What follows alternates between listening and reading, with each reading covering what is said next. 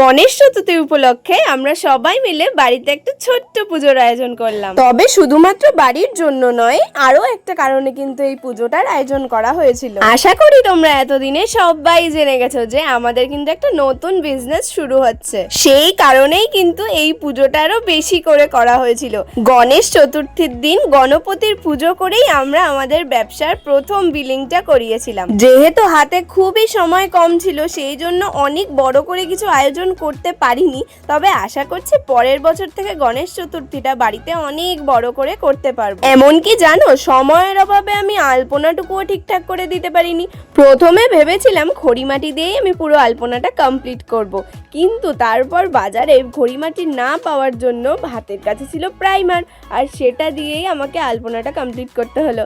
আর এই দেখো, এই শাড়িটা আমি অনেক বছর পর পরলাম। এই শাড়িটা কিন্তু একদম নতুন, সেই আমার কুমারী পুজোর সময় আমি পেয়েছিলাম প্রণামী হিসেবে। সকাল থেকে উঠে সমস্ত কাজ করে তারপরে এইটুকু আয়োজন করতে পেরেছিলাম আমি মা মিলে। আর বাকি সবাই তো সাথে ছিলই, দাদারা ছিল, সোমনাথ ছিল, ওরা সবাই মিলে কিন্তু বাজারগুলো করে দিয়েছিল। আর তারপর দেখো, এখানে যজ্ঞটা সম্পন্ন করে যজ্ঞাহুতি দিয়ে আমরা আমাদের পুজো শেষ করলাম।